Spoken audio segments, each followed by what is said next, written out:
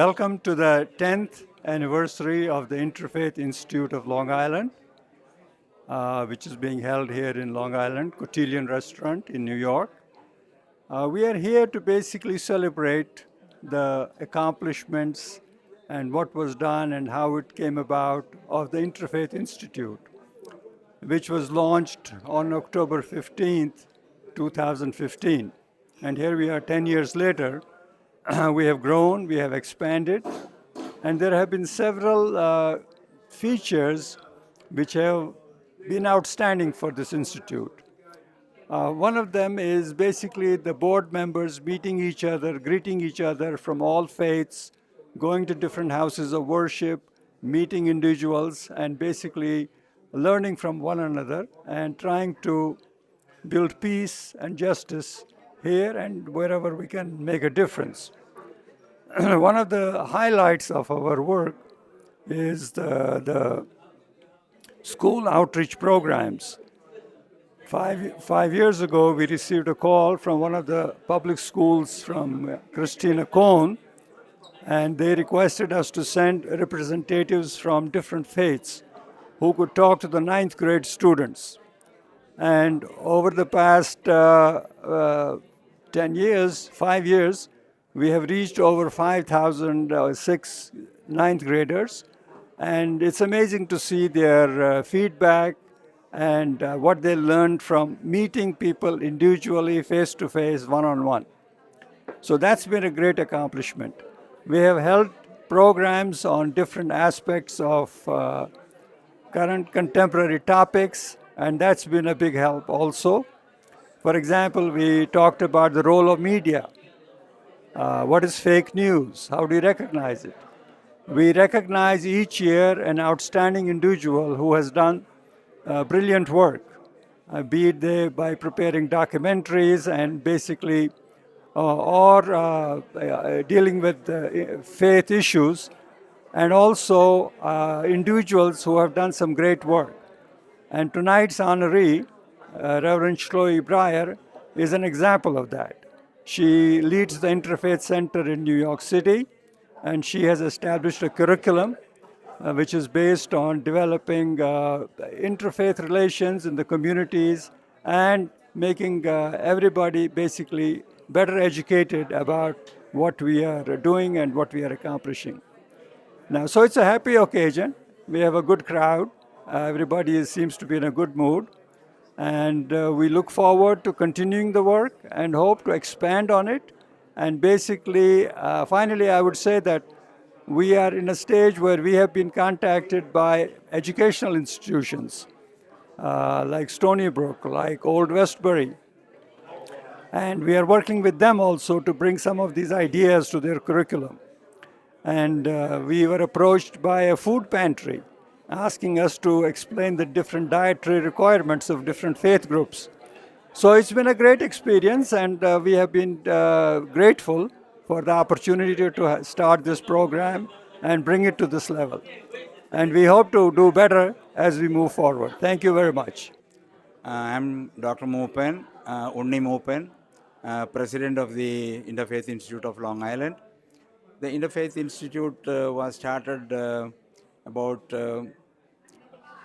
10 years back, and from then onwards, every year we have been giving the Interfaith Institute of Long Island Award to somebody distinguished in the field of interfaith activity every year. This year is the 10th award, and we are proud to show the existence of this institute in this Long Island. Jews, Muslims, and Christians, and all other ethnic entities have been active in Long Island, and we are glad that they are all coming together under the umbrella of Interfaith Institute of Long Island. Almost all the various religious and ethnic entities are at the moment participating in our institute, and hopefully for the coming years more and more people will become aware of this and will start participating. We are focusing our attention more to the school children because they are the future of the country. Once we educate them about existence of various other religions, and they will become more receptive to the existence of people of other religions as compared to their own. And this kind of understanding will promote interfaith activities and interfaith advancement. I'm glad that all of you are here today for participating in this event, and hope you will like it. Thank you. Good evening. Assalamu alaikum, shalom, namaste, sat sri akal, and all the other greetings whose names I do not know. I'm sure that you will correct me. I want to give you a heartfelt welcome to every single one of you for coming out here. My name is Daisy Khan, and I am a board member of Interfaith Institute of Long Island, and it's my honor to serve here as your MC for the 10th anniversary of Interfaith Institute of Long Island, and also our annual Interfaith Award. Our honoree is on her way. She got a little lost, so she's on her way. As you know, we are here from many different faiths and backgrounds, and we may pray in different languages and in different ways and in different houses of worship. But tonight, we are gathered here as human beings who share this earth and this universe together. So thank you for being here and for your commitment to being avid bridge builders. And without further ado, I would like to begin our program. And I'd like to invite the president of Interfaith Institute of Long Island, Dr. Uni Mopum, to the floor. Please give him a round of applause. It's a nice Sunday afternoon or towards the evening. Rather than enjoying your day with your family and friends, thank you very much for making time for coming and sharing this event with us. Interfaith Institute of Long Island is in existence now, unofficial form for many years, even before the inception. After it was conceived as Interfaith Institute of Long Island, it's about 10 years now. From the very beginning, we have been honoring somebody who has distinguished themselves in the field of interfaith every year, and this is the 10th year. Rather than going into the details of our yearly activities or what we do, you can get all those things from the journal on your table and also from the various presenters they will be following me. But I was interested in knowing the history of interfaith activity in this country as well as in the whole world. Bits and pieces here and there, interfaith activities have been going on even before the history started, written history started. The Mongols' time, before the medieval time, there have been debates and discussions between the Jews and Christians and Muslims. But one thing that struck me as a landmark event was in 1893. That was in our own country, in Chicago. That was known as the Parliament of World Religions. It was conducted in Chicago at the World Columbian get-together. Actually, that was the 400th year of Christopher Columbus coming to America, and they were celebrating that. At that same site, they decided to have a World Congress of or World Parliament of Religions. I was surprised to see nearly more than 8,200 people participated. 95 various ethnicities and religions and entities from all over the world were represented there. And one thing that struck me was the guy from India who made an impression on the entire world. His name was Swami Vivekananda. He was just a 30-year-old young guy, but very imposing figure, and very charming. If you look at his picture, you'll see why he took the whole crowd with him. He was the first introduction of how he introduced the Indian culture and the Hinduism to the Western world in detail. The World Parliament lasted for 17 years, 17 days, and there were about 95 presentations from various places. And in 1998, there was another establishment of World Parliament of World Religions. Now, to stay away from the interfaith activity and to talk a bit about Swami Vivekananda. He was very well versed in the topics he taught, and to give you an example of how he can sway people. On the way to United States on the ship, he met the original Tata. Tata was already a multimillionaire by his opium trade between China and India, and he impressed upon Tata to build a institute in India that will flourish on science. And the result of that is the Indian Institute of Science in Bangalore, which is otherwise known as the Tata Institute, which has produced a significant number of scientists all over the world. I'll end at that, and it only shows that one person can make a lot of difference, suppose he is really, really dedicated to it. Thank you, everybody. Enjoy your day. Thank you very much. I think that we have the call to prayer, and if anybody would like to pray on time, there is a prayer room in the back, so just want you to know that. So to set our intentions for the evening, we begin with an interfaith invocation. You will hear different words and scriptures in different languages, but if you listen closely, you will hear a common thread between all of them, a plea for guidance and a collective hope for a peaceful world. So I'd like to invite the Christian invocation by Bob Keeler. Loving God, you created our amazing universe with the uncountable trillions of stars. You brought forth abundant life on our beautiful blue planet. You challenge us to love one another. You are intimately present to each of us, always, no matter what name we give you or how we pray. As we celebrate the 10th anniversary of the Interfaith Institute, we ask your continued blessing on our pursuit of understanding and friendship among people of all faiths. And now let each of us, in our own way, say amen. Can I please invite Anu Bindra from the Sikh tradition?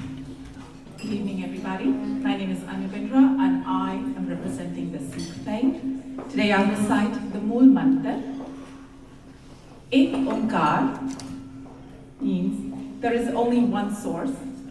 Satanam, that means truth is its name. Karta Purak, he's the creator. Nirpao, fearless.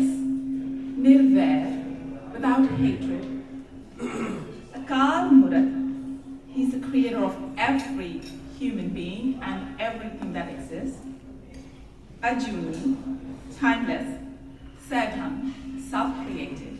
Guru Prasad, and only by Guru's grace will you ever be able to attain it. Thank you. I'd like to invite Chaplain Sana Nadeem to represent the Muslim faith.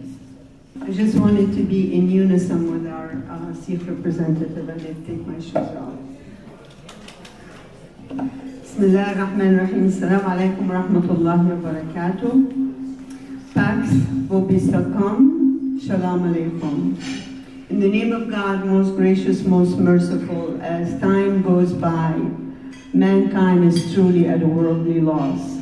Save those who stand together for truth and humanity and justice, and persevere to attain it. Praise be to the one we invoke his name here today, Allah, Guide, Elohim. Lord, you are supreme, you are Rabbil Alameen. You are the one who extend your peace and love to all your creations, and you guide us to salvation. We acknowledge your graciousness in bringing us here together today. By the wonders of your mercy, we do continue to do this blessed interfaith work. Guide us and teach us to follow your light and kindness to one another despite of the obstacles and the storms.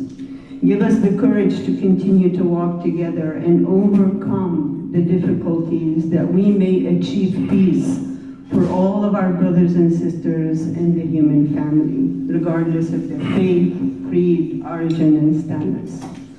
We ask you, God, to remove hardships, pain, and devastation from our brothers and sisters around the world and the children. Heal us and heal them from the agony caused by man's injustice to man. Wonderful God, unite our hearts in compassion as we continue to do the work together of the Interfaith Institute and beyond. Let us embrace our differences and give glad tidings to the human family, whoever they may be, wherever they may be. In the words of the poet Rumi, he said, "Love comes from the infinite and will remain until eternity." The secret of love escapes the chains of truth, death, and birth. When the resurrection comes, the heart that is not in love will truly fail the test. So tonight we ask you, God, that by our resolve and spirit of the divine, we can find the blessings and the joy in meeting here together today. And may love and peace be part of what we will be feeling as we walk away from our gathering here today. Allah subhanahu wa ta'ala said, Inna Allah ma'as sabirin. Allah is with those who are patient and those who strive for His pleasure. And if you can give me a moment, I would like to take this moment to honor someone who is a wise man, a kind man, a patient man, a man who sacrificed a lot and gave a lot. And because of him, we are all gathered here today. I wanted to take this moment to say shukran, thank you, bless you, may God give you health and eternal blessing, inshallah. Dr. Farooq Khan, please give him a hand.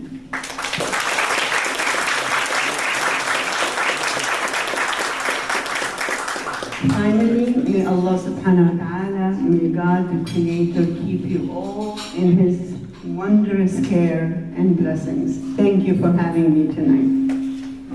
May I please ask Parveen Chopra to please come up to the stage and represent the Hindu faith. My name is Parveen Chopra. I'm not a priest. Yes, I'm a Hindu. I'm a journalist. Actually, I run a spiritual magazine called lotusintheMud.com. Instead of there's no one basic invocation or mantra. There are 2 or 3 answers. Brief ones I'll recite. The most well-known Hindu Vedic mantra is Gayatri mantra. It goes Om Pur Bhavasva Tat Savitur Varenyam Vargo Deva Vasdhimahi Devo Yona Prachodayat. It actually invokes the divine God to bless us with wisdom and knowledge. The other, and that's my favorite, because that has more to do with interfaith, that goes Om. Every mantra actually starts with Om. Sarve bhavantu sukhina, sarve santu niramaya, sarve bhadrani pashyantu, ma kashchit dukh bhag bhavet. Now listen to the meaning.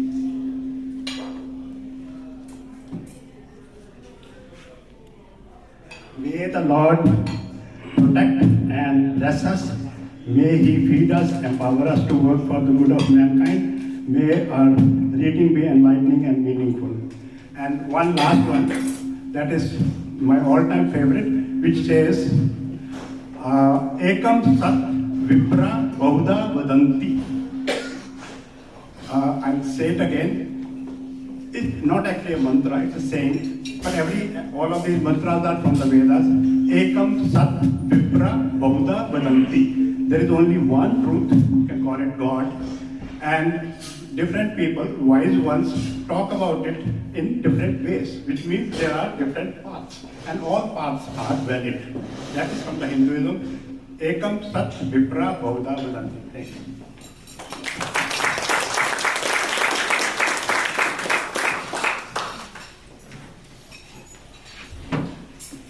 I'd like to invite Rabbi David Katz from the Jewish faith. I would just like to say it's really a tremendous honor to be asked and be included in such a wonderful group to begin this evening. We say in our tradition, Ribono Shel Olam, eternal God, Master of the universe. Together, we gather tonight in gratitude and reverence, marking 10 blessed years of friendship, dialogue, and shared vision through a sacred work of the Interfaith Institute of Long Island. Baruch atah Adonai Eloheinu melech haolam, blessed are you, source of all life and wisdom, who calls upon us to be partners in your work of peace and compassion, of shalom v'ahava, peace and love among all peoples. In a world still yearning for healing, may we be among those who build bridges, not walls, who choose faith over fear and hope over hatred. We ask you to open our hearts to your divine truth, to remember that holiness is not found in one language, one path, but in the sacred meeting of many. We ask you to bless each soul here of every tradition and every story, who believes that the light of the Divine One shines brightest when reflected through many windows. May our gathering tonight bring refuah shalema, a complete healing to hearts, to homes, and tikkun olam, healing and repairing to our very troubled world. Together, we lift our prayers in the languages of our faith, but in unity. Oseh shalom bimromav, hu ya'aseh shalom aleinu, ve'al kol yoshvei tevel. May the one who makes peace in the heavens bring peace to us, to all who dwell on the entire earth. Together we say, Amen.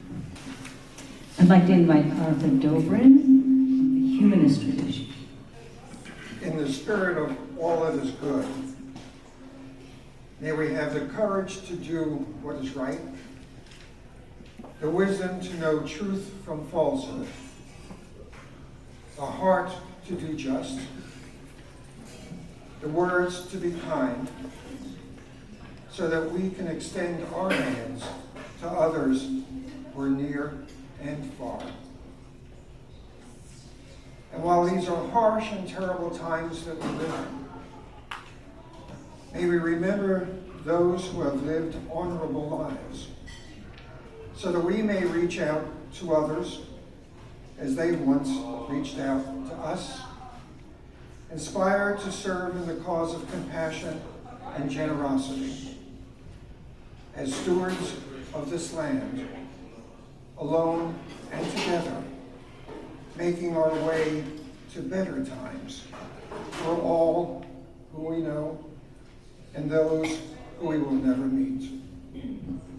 Krishnan from Baha'i tradition. I'm so grateful to be here with all of you tonight, to be with people who are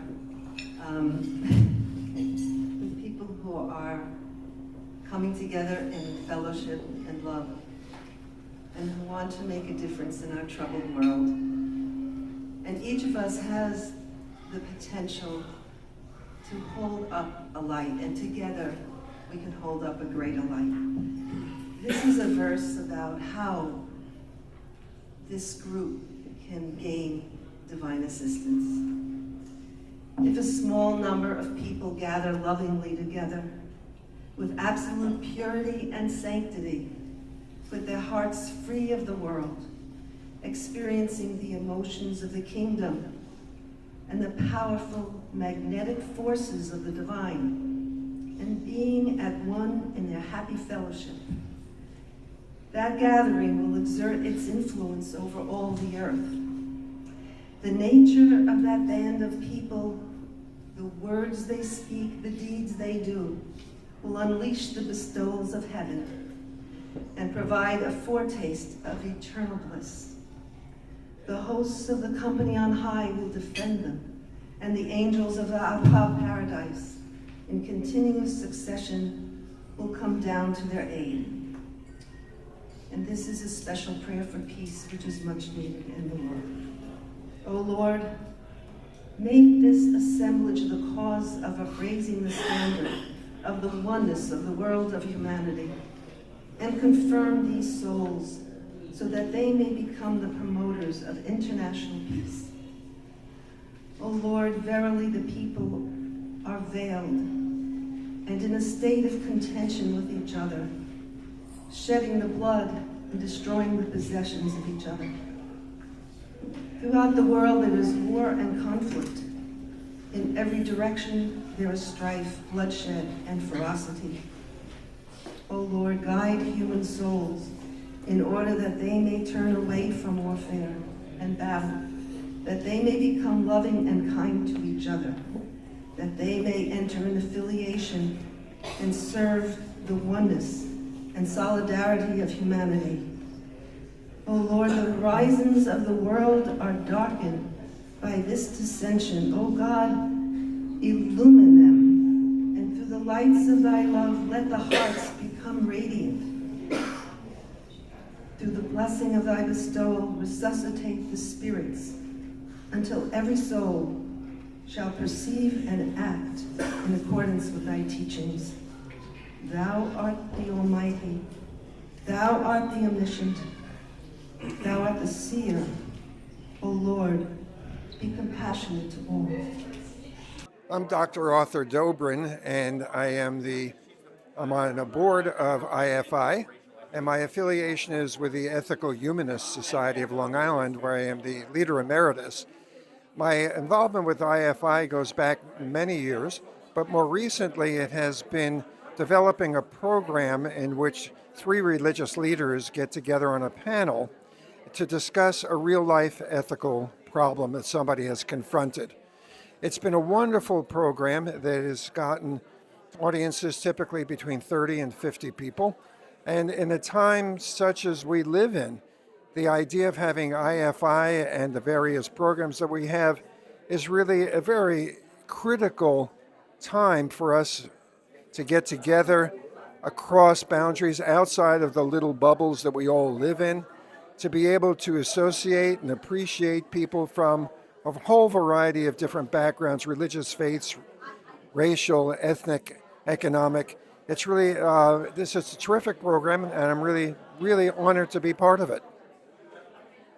The Interfaith Institute has been around for 10 years, and we have been doing some incredible work, but it's all community-based. It's a 100% voluntary organization where all different world religions come together and our board members respond to the needs of the community. So when the schools want to know what Islam is, what Hinduism is, what Buddhism is, what Judaism is, what Christianity is, all our board members who are not necessarily practitioners, but are actually people who have a lived experience of that religion, go into the schools and we interact with the students and we teach them what we know about our religion. What we have discovered from this interaction is that kids come in complete awe. They tell us one thing, and that is that they can't believe how much commonality there is between religions.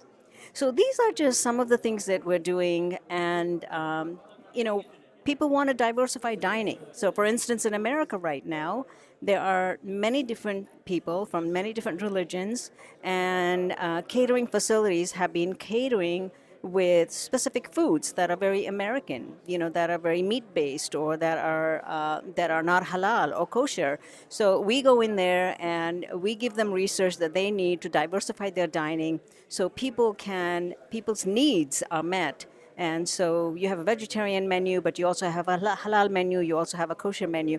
These are just some of the things we are doing on a regular basis, and now we need to escalate it up to a much higher level because the work is so impactful, and we're hearing from all the people that we serve that they want more from us. So we are looking forward to expanding our initiatives. And for instance, Religion News Service, which is a very important religion-based journalistic platform, they reached out to us and said they don't have a reporter that reports on Islam. They just recently hired a reporter on Hinduism, and the reporting has been outstanding because of that, because they have a dedicated person. So we, as a community, are putting all our resources together to help establish that.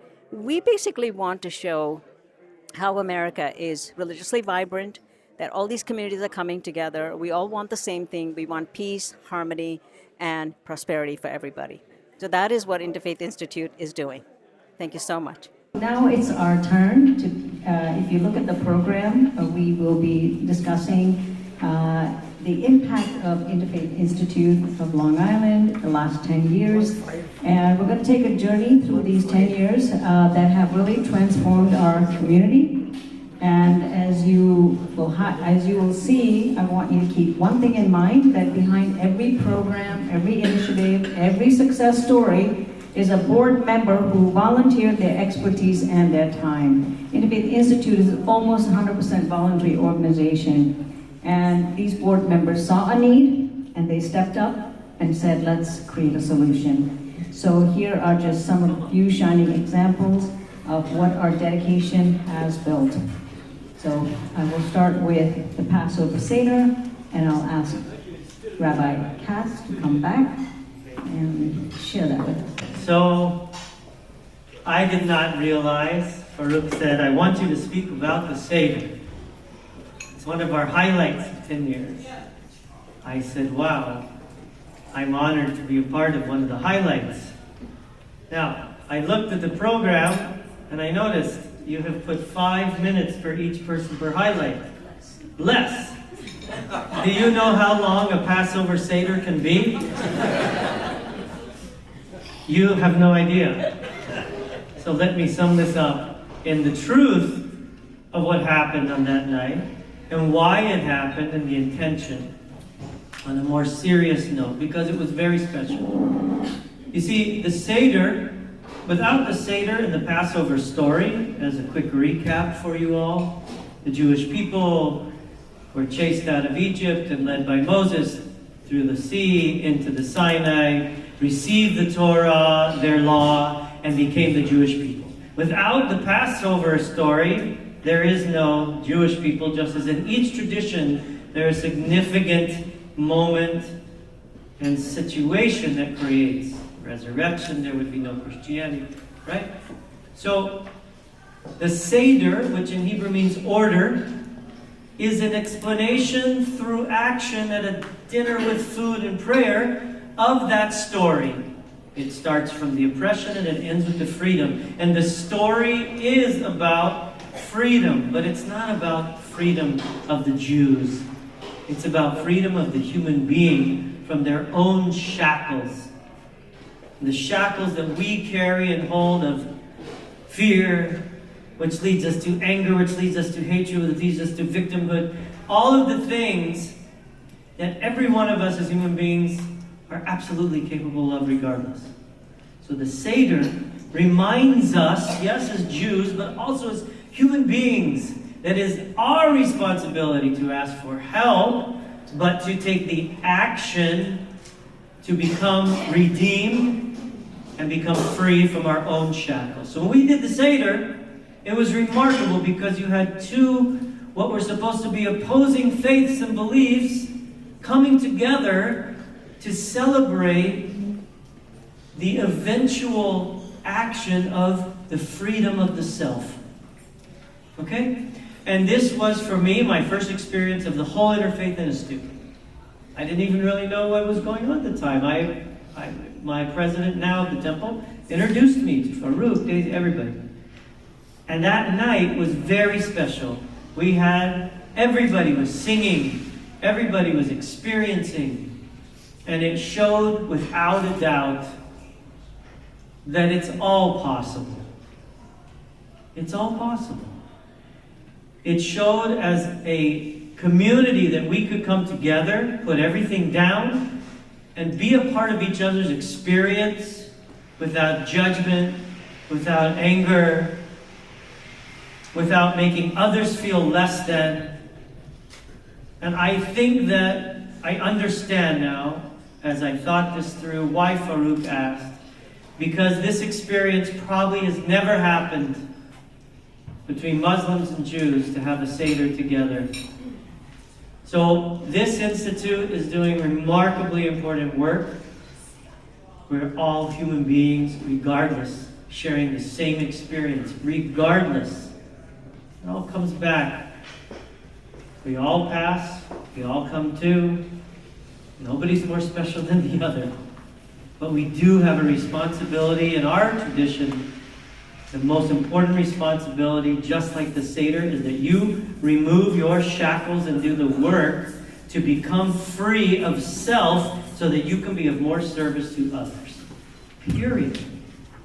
So the Institute is the pinnacle, in my opinion, of that effort, and is actually doing so.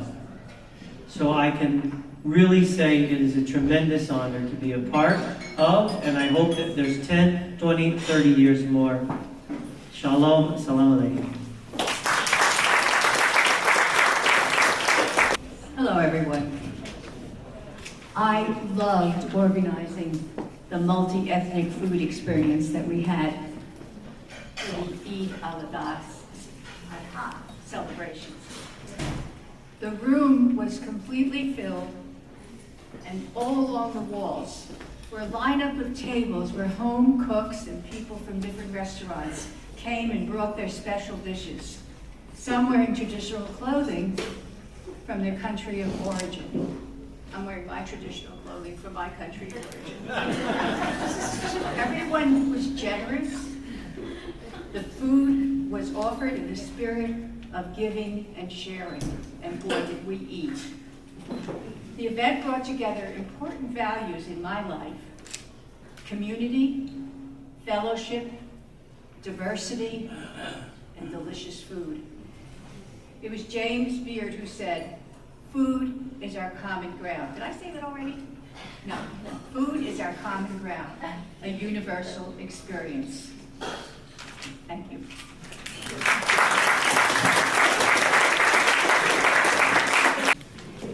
I'm taking off my glasses so I can see you. When I look down, I have to read. It is an honor to be here today. And I want to really thank the Institute, the Interfaith Institute, for giving me this opportunity. Under the leadership of Dr. Farouk Khan, chair of the Interfaith Institute of Long Island, and through the dedication of the remarkable members, the Institute has proudly hosted many meaningful interfaith programs over the years. Some of you have been there, I recognize you. Tonight, I'm honored to highlight one of the most inspiring initiatives. It was a 4-part exploration of how different faith traditions guide us through life's most significant milestones. This series, it was the brainchild of Professor Benjamin Rifkin, an esteemed IFI board member and professor of Russian at Hofstra University. His vision of collaboration between the IFI, the Institute, and Hofstra University, it brought together clergy, scholars of Christianity, Hinduism, Islam, Jainism, Judaism, and Sikhism. And it created a dialogue, understanding, and a connection across the faiths. Each session was held on Zoom, featuring short presentations and a question and answer session for the attendees. And of course, the panelists had meaningful conversation. Recordings are available if you're interested. The event began with birth, welcoming a baby into the community and the family. Now, who doesn't look forward to welcoming a baby into the family? I love this event because it demonstrated that all faiths look forward to welcoming the new arrival. And the preparation and the anticipation of that new arrival is just contagious. The presenters cited examples of practices that could be observed, in some cases both before and after the baby was born. And one of the things that all traditions showed was how we celebrate with gratitude, family, and community around the birth of the child.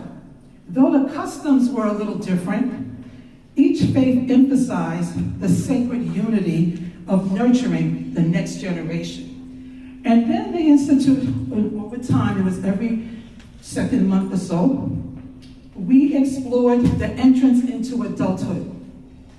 This was a fascinating event, and it showed how various faiths, they move from transformation, the passage of dependence to responsibility. Sometimes you all wish you still was in that dependence stage, right? Interestingly enough, it was shared that while the youngster may have had a coming into adulthood celebration, the next day, the kid was going back to 7th grade. The panelists highlighted the different rituals, the blessings of the family and the community, and how it affirms that a young person is living by their faith and adulthood is imminent. And then, as we move on, and you know, you have to say as you're moving on to adulthood, the child is having all these celebrations, but they don't really know what they're about to get in for. So, the third celebration was on marriage. This was a joyous session. From Christian vows to Hindu and Sikh ceremonies, from the Islamic nikah to the Jewish ketubah, each faith highlighted love, unity, and gratitude. And finally, the fourth session, it emphasized, sadly enough, death and dying, the faith and the community. The panelists discussed the end-of-life preparation, which was very interesting, health decisions, which we all need to make, and spiritual care. How do we prepare our loved one to move on to the next stage, no matter what that stage is in your faith? We heard the rituals of each of the faiths associated with death and dying, and all of us, we shared some commonalities, which is the sense of support, humility, and how the family and the community come together. In my closing, I'd like to say that each of the four events, it reminded us that while our faiths may be a little different, our core values, love, hope, respect, and community unite us all. On behalf of the Interfaith Institute of Long Island, a heartfelt thanks is extended to Professor Rifkin, our distinguished panelists, and everyone who participated and supported in this meaningful project. And I just want to say that as we live together in this beautifully created, diverse world, and it is, let us not only acknowledge our differences, but let us also celebrate our shared humanity and the vibrant tapestry that connects us all. Thank you. I now introduce Daisy Khan to the stage. Next. So I want to speak about a program that I spearheaded. It was a Julie Lyon, who was the president of Westbury Arts Center. She had this goal of wanting to use the arts to bridge a community that had not been represented in the art field. And so she reached out to the Interfaith Institute so we could collaborate together and curate a very nice exhibition in Westbury Art Center. I jumped at it. I'm a board member. I jumped at it because I have a love for the arts, and I decided that I was going to help curate this along with everybody else. But where were we going to get the arts from? Well, we had all these people that we asked, and everybody donated their pieces of art. And what we wound up with beautiful traditional Islamic arts with a stunning Quran on display with a beautifully illuminated page. We had intricate calligraphy that was designed by esteemed calligraphers right here in the New York area. Most of them were women. Their calligraphy was not just writing on the wall, but it was more like visual poetry. We invited some contemporary artists to lend their art and to really explore what it means to be American and Muslim and how they navigate those two spaces. And to give a fuller picture of Islamic culture, we dedicated a section to daily life and rituals. We had posters of the annual Hajj showing what the original Hajj looked like and what it looks like today. And we had everything from prayer rugs to prayer beads to beautiful, intricate jewelry and embroidery and decorative items that you would find in people's homes. And these pieces became incredible conversation pieces about modern life and personal faith. And the theme that tied it all together was beauty. And at the center of the entrance was a magnificent piece that was loaned by one of our members of our community here, a stunning ivory replica of Taj Mahal. It was so expensive, we actually had to get insurance for it. And but the best part of all of this was everything was on loan. These items came directly from not only the local artists who loaned their art, but from families living in this community. In fact, I think there was a lot of pieces from my own family. We all walked on. Wasn't that on your table over there? Wasn't this your piece? It was really nice, and it made it very special and made it very authentic, and because it was like a shared experience. And during the opening reception, the gallery was buzzing. It was filled with traditional music, delicious food, again, catered by the community. And it was really created a wonderful, warm, and inviting atmosphere for everyone. And we even left a memento for the people who came, the general public who came. Every visitor left with a detailed brochure of the exhibition. And to me, it was not just an art show, it was a heartfelt celebration of art, culture, shared humanity, because it brought the public together. And like Rabbi Katz said, we're all one. And when we create these kind of ambience, we really rise up to the challenge, and we rise up to who we truly are and who we're truly meant to be. So I thank you very much. So this is where the rubber really meets the road, because our board members have volunteered at Interfaith as Interfaith facilitators in local schools.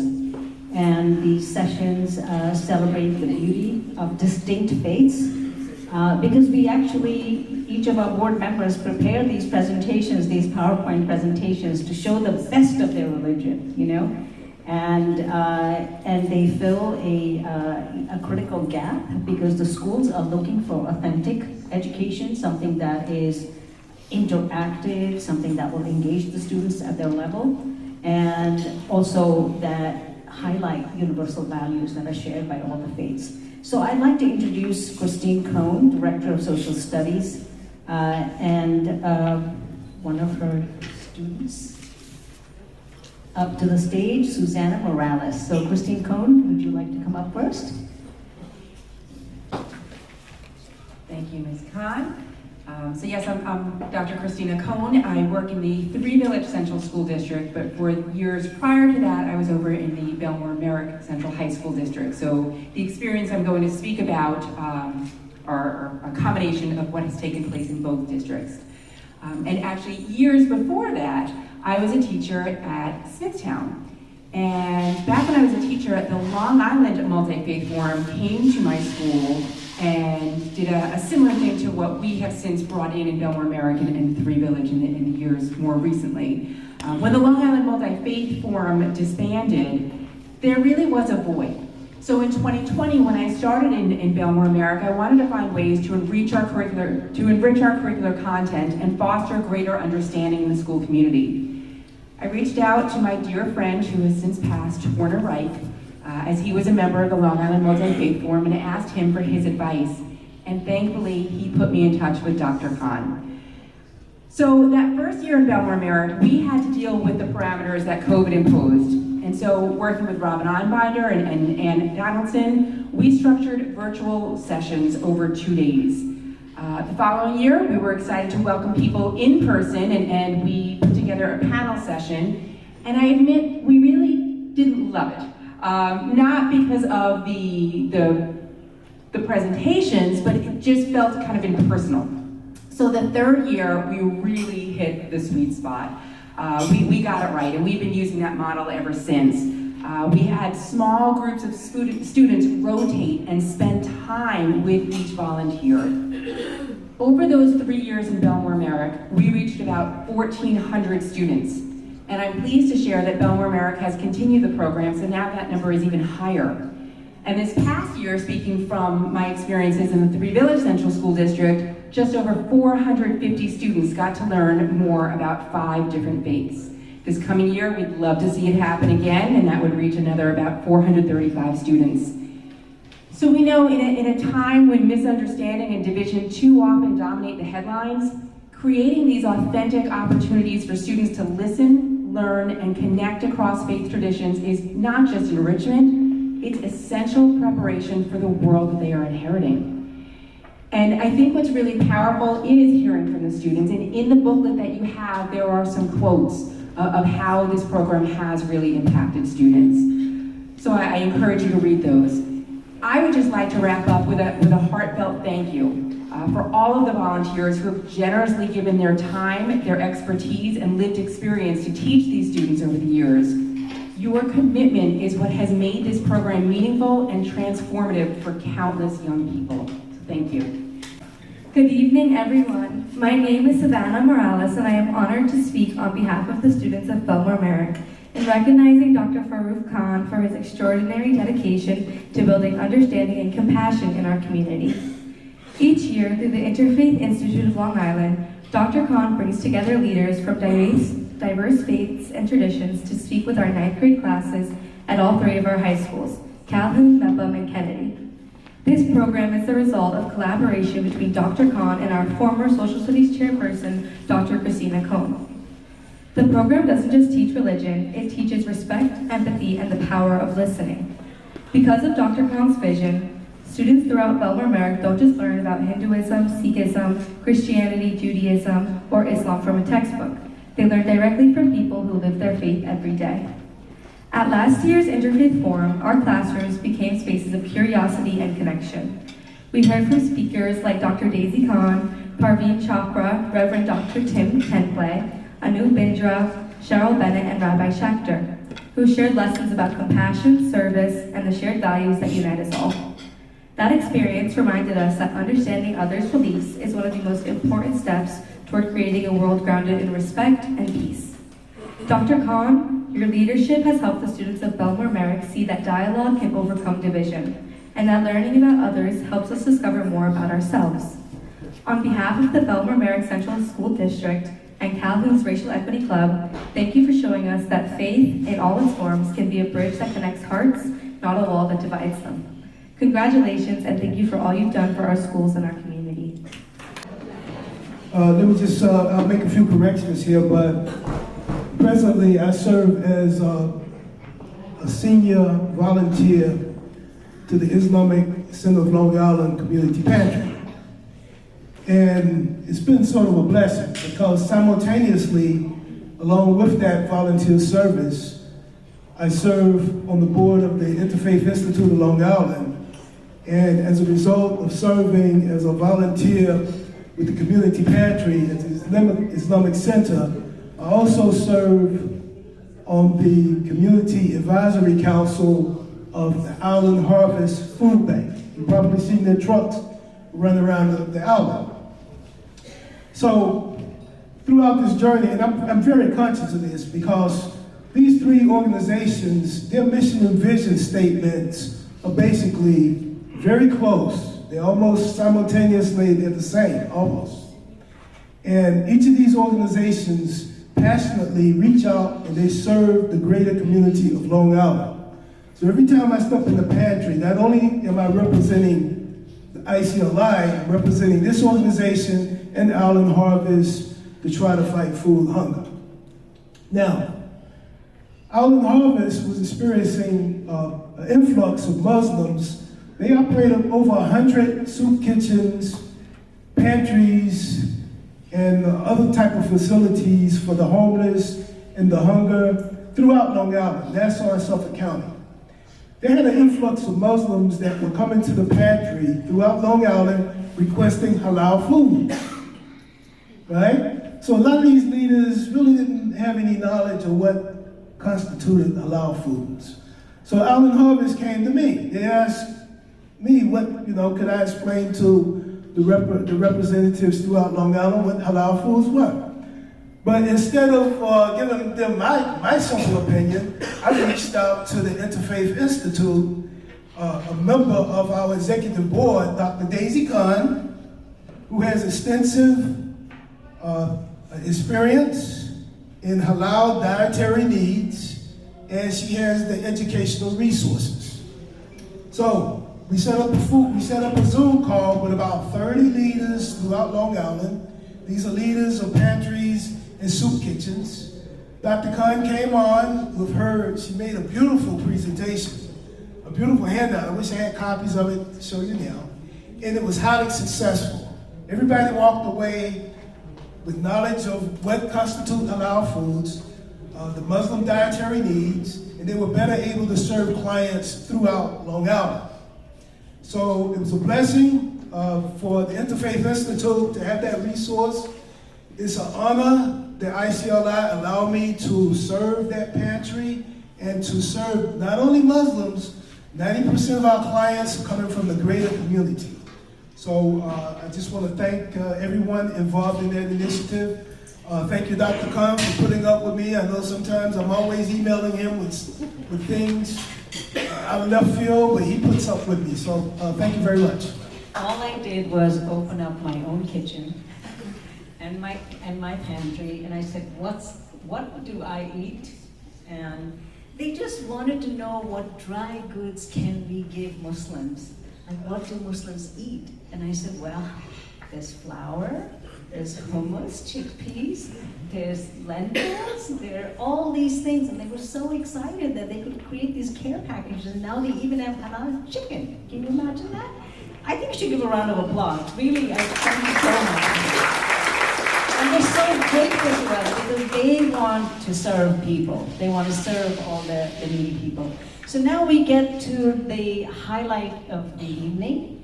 And I'd like to invite Reverend Chloe Breyer up, but just give me a second before you do that. For nearly 2 decades, Reverend Breyer has served as the Executive Director of the Interfaith Center of New York, an organization dedicated to overcoming prejudice and violence by activating the power of the city's grassroots religious and civic leaders. Under her leadership, and honestly I can say this because I know Chloe's work really well, the Interfaith Center of New York hosts all kinds of social justice retreats and religious diversity trainings for educators and law enforcement, and they also provide rapid responses to many immigrants. Oftentimes when you see a crisis, you can be rest assured Chloe is at the forefront of that crisis. Her commitment to faith and service is not just professional, but deeply personal. As some of you may know, I think a handful of you know this, but she's the daughter of our U.S. Supreme Court Justice Stephen Breyer. Yes? Please give an applause to Chloe Breyer. Chloe often speaks of her secular interfaith childhood growing up in a Jewish American, with a Jewish American father and an Anglican British mother. An upbringing that must have planted that little seed in you for your lifelong journey as a spiritual seeker. And she did study comparative religion and government at Harvard, so she's also smart. And so she answered a call to be God's servant. And she said, I'm going to become an Episcopal priest. So for over 20 years, she has ministered in Harlem churches and grounds her interfaith work in deep local community engagement. Let me just tell you one thing about Chloe that you do not know. In 2022, Chloe and I traveled to Afghanistan as part of a women's peace delegation. This was 6 months after the after the US left. There we were, sitting across the table from Taliban, eyeball to eyeball. The tension was palpable, and then Chloe spoke. She looked at them and she recounted how years before, when the Taliban had destroyed a mosque, she, a Christian leader, had raised the funds to rebuild that mosque. And in that moment, you could see the entire demeanor change. You saw not only reverence for her faith for all of the Christendom, but for the woman whose faith compelled her to build theirs. Please give a round of applause to Chloe Bryan. We are honoring her today for her lifelong commitment. And I'd like to invite Dr. Billy up to give you the award. And also all the board members, if you could please come up and line up here, because we will be taking a photo with her. We have listed the previous board members. This is the 10th award, and you'll get a feel for the kinds of folks we honor. And today certainly is a great pleasure for me personally and the Institute to present this award to the awardee, Reverend Chloe Bryan, Dr. Chloe Bryan, and it reads, an example for interreligious collaboration in honor of her visionary leadership and steadfast dedication to promoting mutual understanding among faith traditions. October 19, 2005, New York, USA. It doesn't say good evening. So it's a pleasure for us to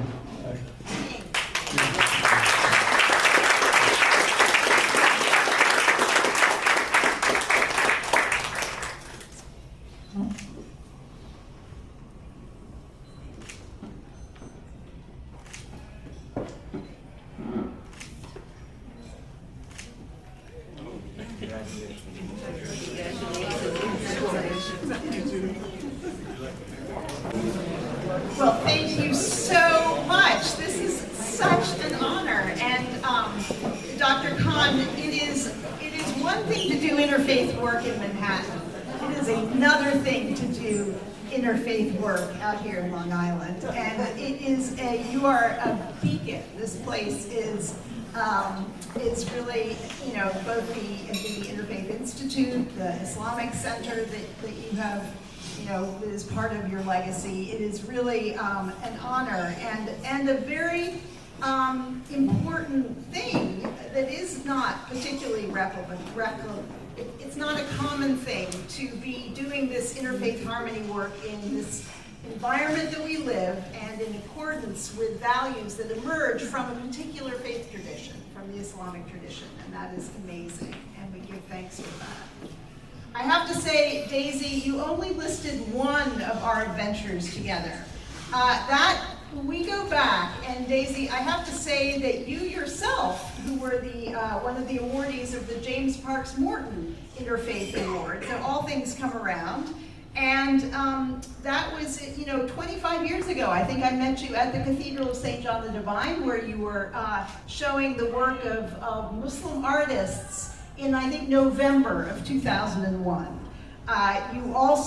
We walked with you in that very interesting year of 2010 when we worked hard in the lead up to the 10th anniversary of 9/11 to make sure it was interfaith ceremonies that honored that important anniversary.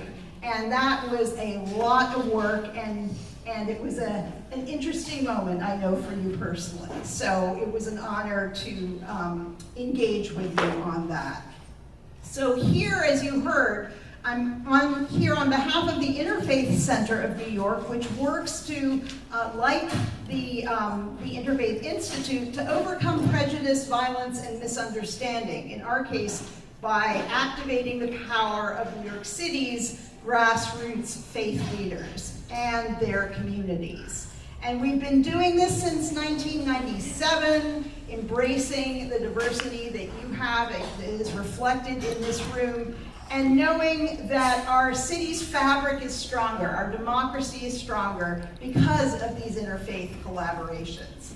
Well, we try very hard to give the tools that faith leaders need to engage in civic life in this multicultural democracy that we inhabit. And through the working relationships, we've come to understand that principles like religious freedom are things that are tied to the practical realities of our day-to-day, including urban planning, zoning, parking ordinances. That's why we get very excited at the Interfaith Center of New York when there's a alternate side parking day exemption for a new holiday, for Diwali, or for Lunar New Year, or the second Eid, for example. And it's why we've signed on to many amicus briefs for an individual from the Rastafarian tradition who had his hair forcibly cut in prison, for example. That's why we signed on to the Muslim Advocates amicus supporting Muslims on Long Island to expand their mosque in Oyster Bay. Well, personally, I'm very, very moved to receive this award for a number of reasons. First, because my great mentor, Diana Eck, was the first person who really set me on this journey by saying, oh, here, Miss Undergraduate, go and study the lived religions, the lived Buddhist traditions of Long Island. LA. And that's actually, I spent a summer doing that, and that was really something that, shaped the course of my life. So it is an honor to stand here in her shoes as well. As she walked. I would say also the other thing that makes it really exciting for me is that one of the distinguishing factors of my Episcopal priesthood, and you can ask other priests in the diocese, is that for the last 25 years I've spent a lot of time in other people's houses of worship, and particularly in mosques. And you alluded to the endeavor in Afghanistan, but right here, down in Staten Island, the Albanian Islamic Center, where my colleague Dr. Sarah Saeed helped partner the Catholic parishes on Staten Island with the Albanian mosque, and particularly around their youth groups. And I will never forget how much fun those kids had riding around in the industrial carpet cleaning machines that got all those prayer rugs a little cleaner.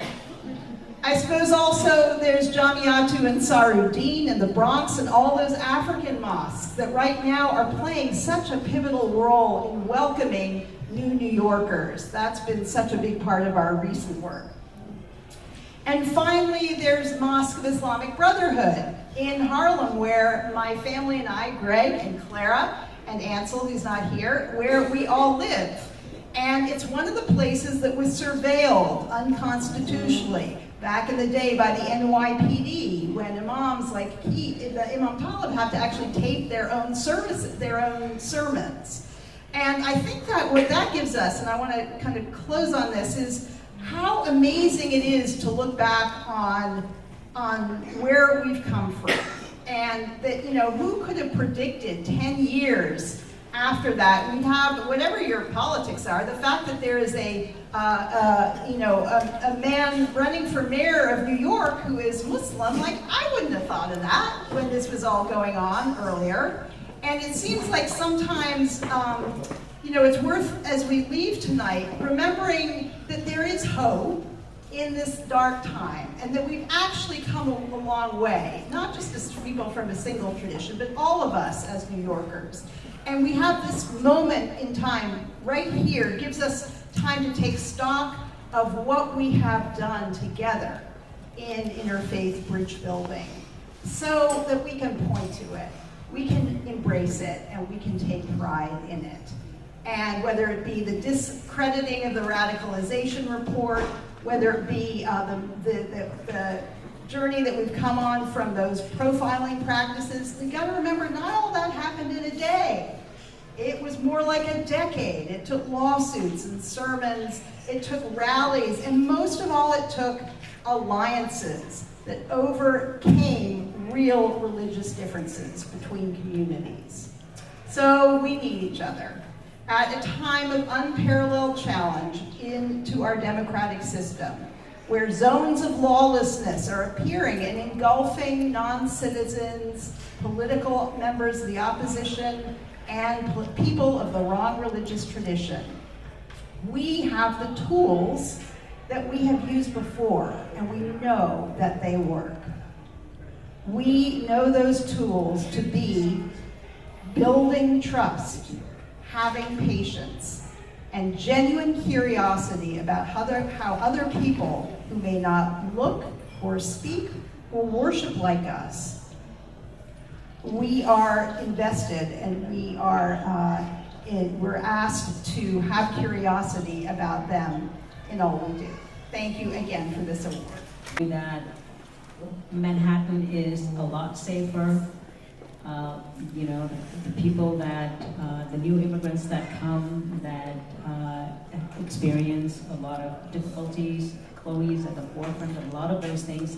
She's almost an unsung hero, but today we want to acknowledge you. We want the world to know that you exist and that you are at the forefront of a lot of these fights. So I really, really want to thank you so much. Hi, my name is the Reverend Chloe Breyer. I'm Executive Director at the Interfaith Center of New York and Episcopal priest in the Diocese of New York. And I am so honored to be here today to receive an award from the Interfaith Institute of Long Island. As I said, it's one thing to do interfaith work in Manhattan. It's another thing to do interfaith work out here on Long Island in Jericho, where the work is life-saving and so important. So we are living in a time when these bonds of trust that we form with each other are what are keeping our democracy on track. And it's really important that we don't overlook the importance of standing with our neighbor, of overcoming difference as we seek to build a stronger and I would say really protect our democracy at a time when it's under threat. So thank you so much, and it's an honor to be here today. My name's Eric Hamza Bayas. Assalamu alaikum. I'm a past president of the Islamic Center of Long Island. I've gotten involved with the Interfaith Institute in 2018 as a board member, and I've been involved in many of their activities. There's a fellowship between the faiths. It's a very close, but we do a lot of work for the community, and it's just a wonderful adventure. The people come together for a common cause. We respect each other's worship, and we also learn about each other's faith beliefs. But at the end of the day, we respect each other, and we always come together for a common cause, basically to try to improve our local community here on Long Island, and when we can, communities outside of Long Island. So it's a pleasure for me to speak to you today. We have a website. It's the Interfaith Institute of Long Island. You can Google it, and you can see many of our events, and you can see many of our audios and videos right online. I would urge you to go to that website and learn more about us. And if you feel that you would like to get involved, please, we will take you in, and we will basically get you involved in a lot of activities and events that we have. I'm unofficially going to start the program now. Just to draw your attention, we have a little flyer on your table. If you are moved by the work that Interfaith Institute of Long Island is doing, and you want to help us with whatever that you can spare, there is a QR code here. It goes directly to our bank account. You're welcome to make a donation. It will go right back into the work that we're doing. Literally, everything goes right back into the programs. There is no overhead. There is no staff to speak of. I think some of you have asked me if they can write a check. Yes, you are welcome to write a check to the Interfaith Institute of Long Island, and you can certainly mail it to Dr. Farouk Khan. And so that's another way that you can help Interfaith Institute of Long Island. If you'd like to volunteer, some of you actually told me today that you'd like to get involved. You are welcome to volunteer because we could use your work, we could use your help in schools and in other programs. So please get involved. It's real fun. It's also very satisfying when you know, do wonderful programming that impacts people. So I'm going to get started, and the best part of the 10-year anniversary is not always looking backwards, but looking into the future and what is ahead of us. So we have some incredibly exciting new projects to share with you, initiatives that have already been seeded by Interfaith Institute of Long Island, and you'll see the fruits of those seeds coming together.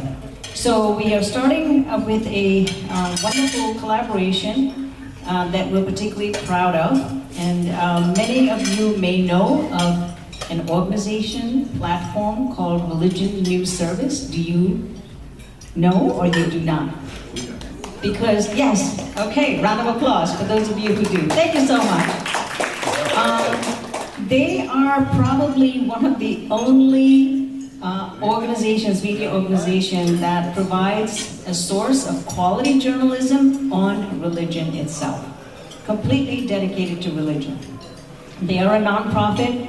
They are a dedicated staff of people. This is not your ABC, big broadcasting companies. These are dedicated people to provide journalism from the angle of faith. And I've been a contributor to them. You know, anytime I want to do an op-ed, I don't get a place somewhere else, I go to Religion News Service, and they always welcome me.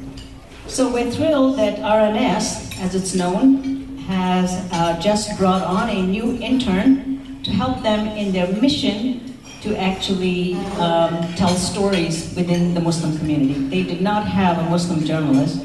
And so I'd like to actually ask Deborah Caldwell, who is the CEO and publisher of RNS, to come up here and to tell us what her vision is and how proud we are to seed this little, whatever we seeded within RNS to get an intern. Our goal is to actually get a full-time journalist. Can you imagine them telling the stories of Islam and Muslims and even covering a story like this? It's a story, right? All the bleak stuff you hear in the news. Wouldn't it be wonderful if you could see a story like this? So, Deborah Caldwell, please come to the stage and give her a round of applause. She is an amazing, well-known, well-established journalist, and she has come from far away to be here with us today. Thank you to the Interfaith Institute of Long Island for inviting me to join you tonight. It's been so wonderful to be here. It's just sort of a moment of feeding our souls. Still louder? Okay, sorry. It's a moment of feeding our souls in a, as we keep saying, a difficult time. So thank you for inviting me. It's been wonderful. At Religion News Service, we believe journalism can build understanding across faith, all faiths. For more than 90 years, RNS has been covering religion with fairness and depth. For more than 90 years, RNS has been covering religion with fairness and depth. We have always been a completely non-sectarian, mainstream news organization over all of those 90 years. And today, we reach about 1 million people every month through our website, our newsletters, our podcasts, through our partnership with the Associated Press and with National Public Radio. And how do we do that? We tell stories of belief, of identity, and community to an audience of readers and listeners who trust us to bridge faith and public life. Yet even with that long track record, we have recognized a gap. Although we've always covered Islam, we did not have a dedicated reporter covering the faith of nearly 2 billion people worldwide and millions of Americans. Last year, with encouragement from the leaders and the members of the Interfaith Institute, we launched the Islam Reporting Project. Our goal to raise $300,000 to fund a full-time Islam reporter and an internship program to train the next generation of journalists. So far, we have raised $50,000, including some of those funders are in this room, including funding to host our first Islam reporting intern, as Daisy mentioned. And I'm pleased to say we now have Ula Kuziz on our team. Ula is reporting on the diverse experiences of Muslim communities across the U.S., bringing a fresh voice and perspective to our coverage. Here's an example of her work. In one piece titled, "Opening of Iowa Mosque Becomes a Celebration of Refugees' Resilience and Interfaith Unity," she writes about the new mosque in Granger, Iowa, built by a Bosniak Muslim community. She describes how the facility is not only a place of worship, full of light, both physical and spiritual, but also a symbol of belonging. We did not feel like strangers. We did not feel like outsiders. Her stories, anchored in real lives and everyday places, are exactly the kind of journalism we want to expand. Stories that show Muslim communities in their full humanity, not just as headlines or others, but as neighbors, artists, gamers, refugees, youth, and faith leaders. Why does this matter? Because representation matters. When we hired our first Hinduism reporter in 2023, we went from covering a handful of stories a year to more than 50 annually. And those stories reached millions of readers through our media partners, the ones I just mentioned. We believe the same transformation can happen with Islam coverage.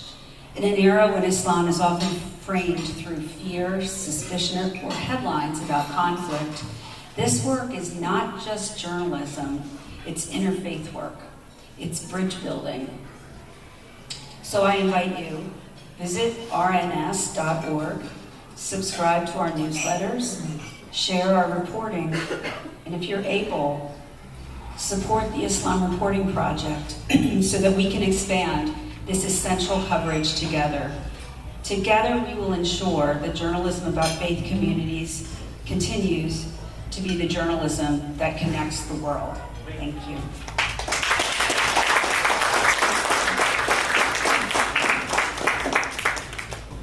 Thank you so much, Deborah. And if you'd like to know a little bit more about being part of a group of people that are investing in this journalism, please let us know and we'll tell you how to donate, because there's ways to match funds. You can also actually do it through your organization and they will match your funds as well. Okay, so now I'd like to invite Daniela Lee up to the stage. Oh, you're already here. You're ahead of me. Okay. So Daniela, we are, this is another groundbreaking educational initiative. Like it's taking us to a whole different level rather than just doing PowerPoint presentations. So it is, I know that you're a pivotal leader in academia, serving as an Associate Dean of Academic Institutes and Programs and is Director of the University's Social and Environmental Justice Institute. So I know you have something exciting to share with us. I can't wait for it, so. Thank you.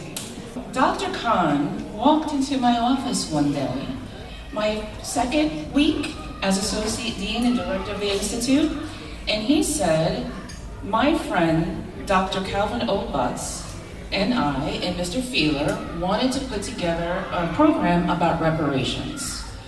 So I was a little hesitant at first. It's a bit of a touchy subject, and then after a while, we got to know each other. I got to know Bob, and we worked together, and this past February, we were finally able to make Dr. Reverend Calvin Obutz, my former pastor, make his dream come true to have a reparations talk. We had Assemblywoman Solange, as well as the founders of December 12th movement and Get Free, who all do work in reparations. So that was the first event we got to put together, which was wonderful. And then Dr. Khan came back to me again and he says, Daniela. I said, Danielle? He goes, Daniela.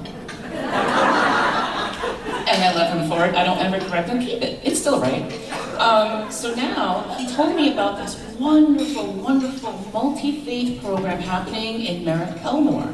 And would SUNY Old Westbury like to pick it up? And once again, I said, oh, delicate time right now. But then I remembered the reason why Dr. Butts was our president for so long, why he was also my family's pastor, why I graduated from there and decided to come back, is because since 1965, we have been a campus dedicated to social justice. Some of our earliest classes were housewives looking to get an education. They came to campus to learn, and the next thing you know, we became one of the founders of the feminist press.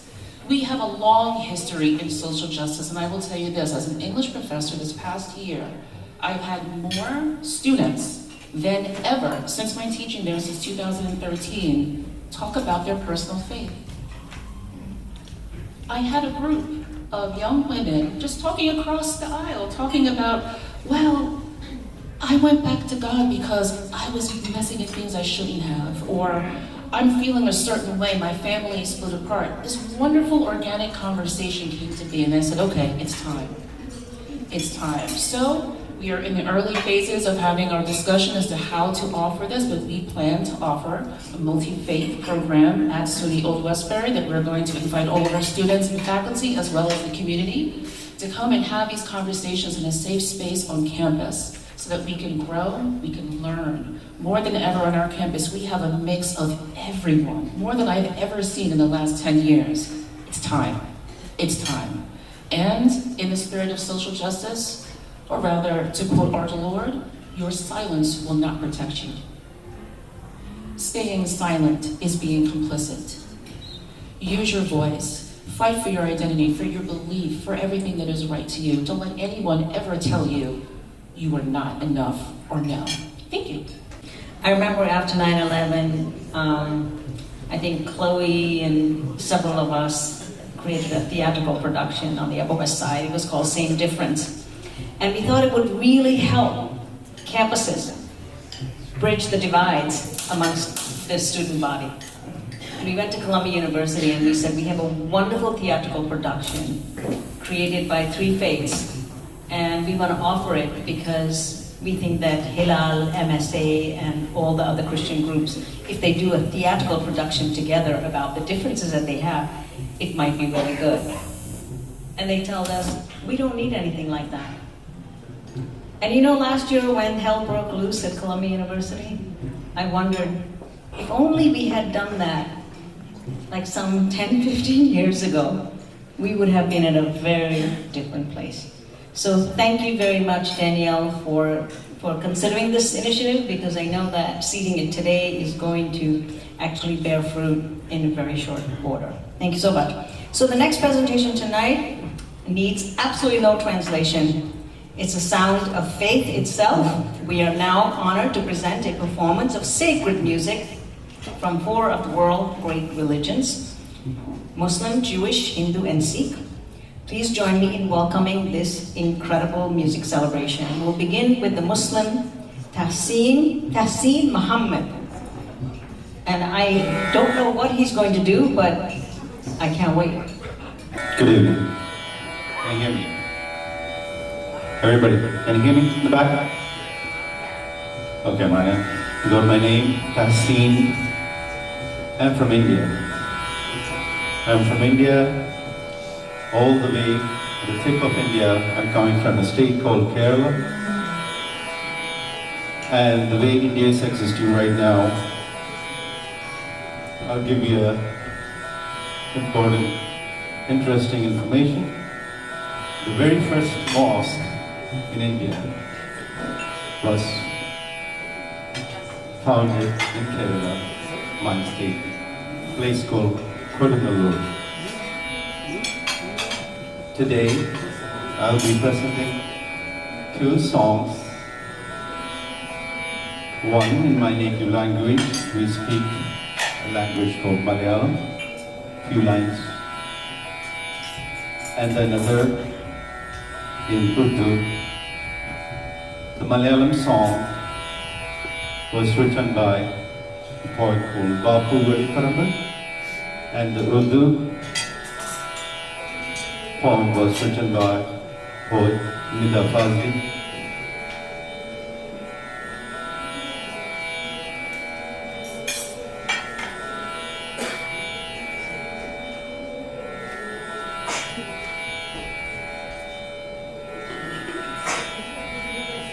So the Malayalam song starts with a dua from chapter 2, Surah Baqarah, verse 32. And it asks Lord to give knowledge, the knowledge of humility, to find peace, to find patience. And the second song is also asking Lord to give knowledge to the hearts of people so they can accept everyone.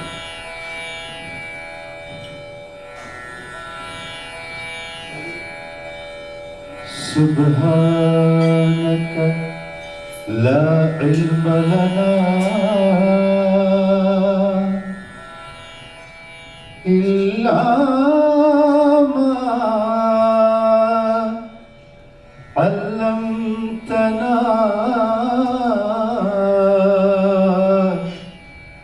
إنك أنت العليم الحكيم കണ്ണീരിൽ മുങ്ങി ഞാൻ കൈകൾ നീട്ടുന്നു പെരിയോനേ കരളിന്റെ നോവുകൾ എല്ലാം കാണുന്ന ഫർദാനേ ദണ്ഡങ്ങൾ തീർത്ത് സലാമത്തേകണേ ഹന്നാനേ ദുഃഖത്തിൻ മാറാല നീക്കിടേണേ സുബ്ഹാനേ ഞാനെന്ന ഭാവത്താൽ കൽബിൽ കേറി ഇബ്ലീസ് ജ്ഞാനമിതില്ലാതെ കാട്ടിപ്പോയി പല നമൂസ് ഓരോരോ കാലടി ഖബറിലേക്കാണ് നോക്കാതെ ഓടിത്തളർന്നു ഞാൻ തെറ്റിൻ പാതയിൽ വല്ലാതെ കണ്ണീരിൽ മുങ്ങി ഞാൻ കൈകൾ നീട്ടുന്നു പെരിയോനേ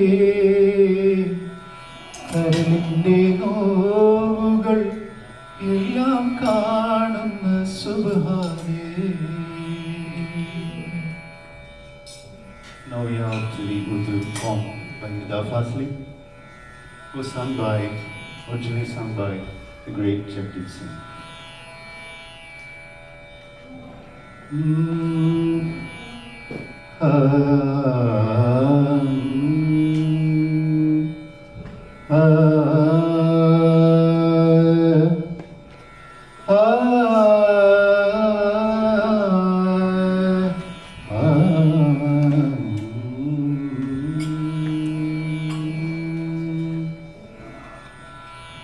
गरज बरस प्यासी धरती पर फिर पानी दे मौला चिड़ियों को दाने बच्चों को गुड़ धानी दे मौला गरज बरस प्यासे धरती पर फिर पानी दे मौला तेरे होते कोई किसी का जान का दुश्मन क्यों हो तेरे होते कोई किसी का जान का दुश्मन क्यों हो, जीने वालों को मरने की आसानी दे मौला, चिड़ियों को दाने बच्चों को गुड़धानी दे मौला, गरज बरस प्यासी धरती पर फिर पानी दे मौला, फिर पानी दे मौला. Lisa and Akiva Warden, representing the Jewish tradition. Good evening. I'm Rabbi Lisa Ann Wharton. This is my holy husband, Akiva the Believer. And as we are getting set up, I just want to tell you how absolutely thrilled I am, and we are, to be part of this wonderful evening.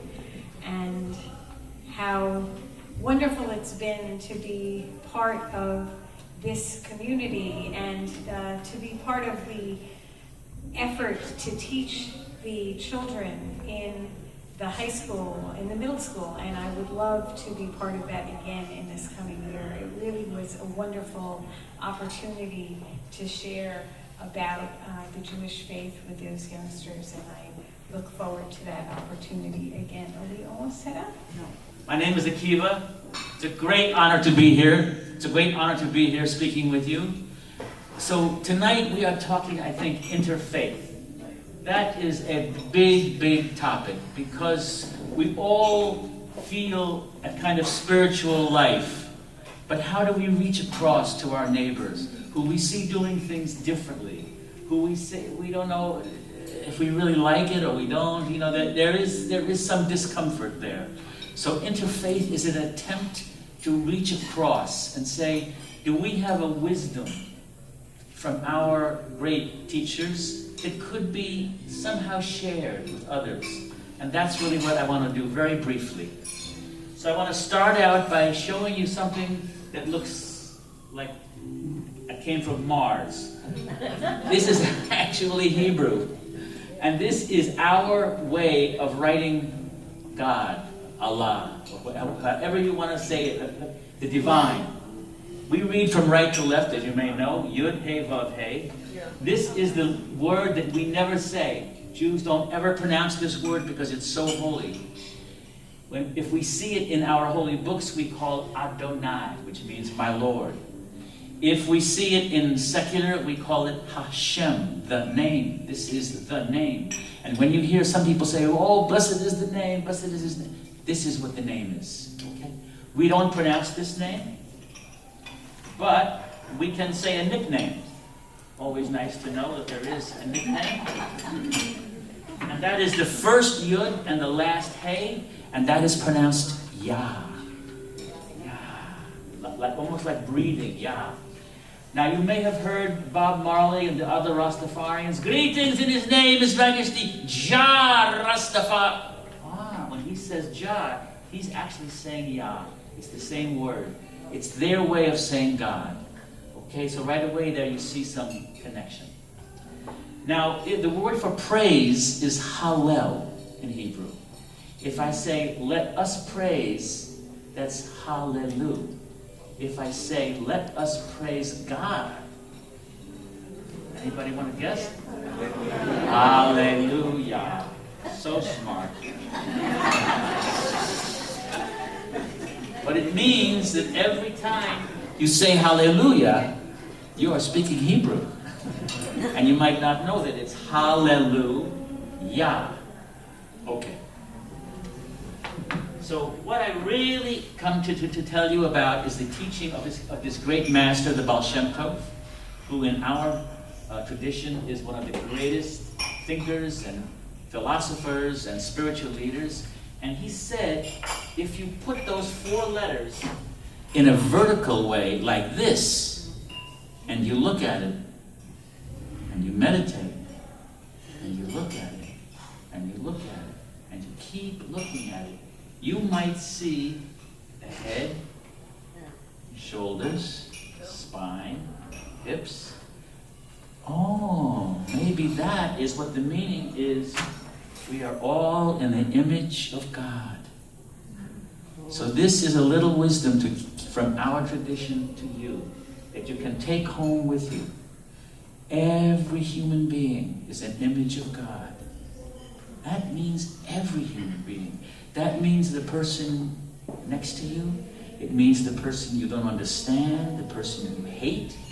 If you are fighting in a war, God forbid, it's all those people standing in front of you. Every human being is an image of God.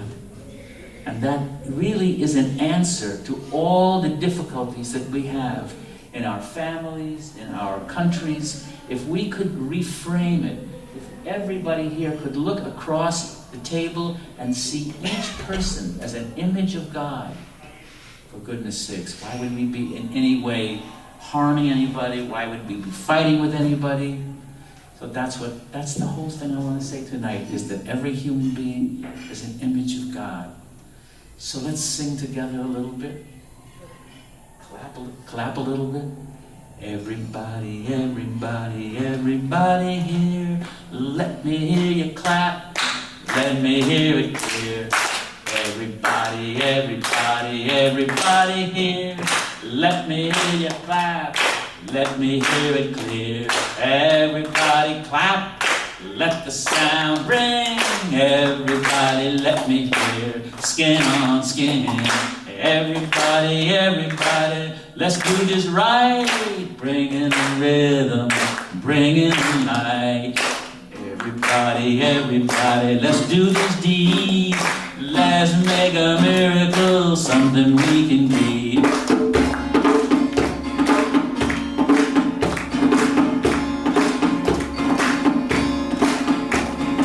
Every living being is an image of God. Every human being, an image of God. Every human being is an image of God. What a precious image of God.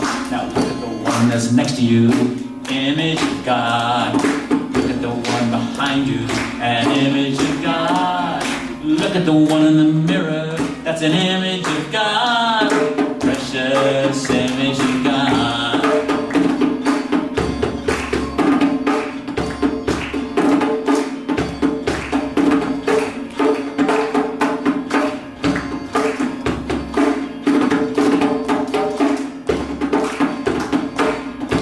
You're clapping very well.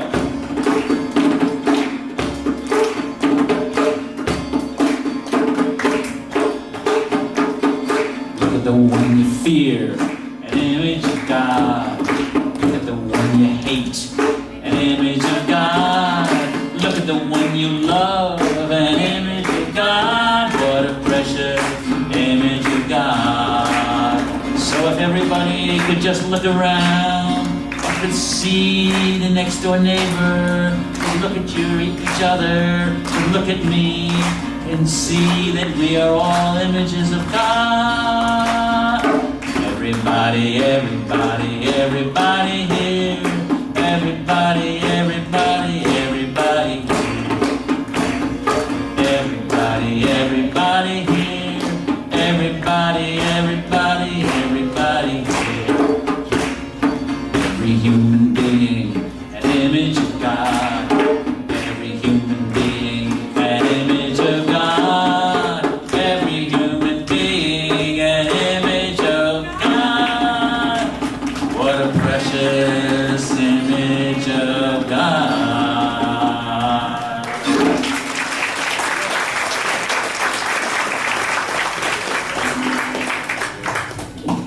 Okay. Olam chesed yibane, ya ya lai lai lai la la lai lai.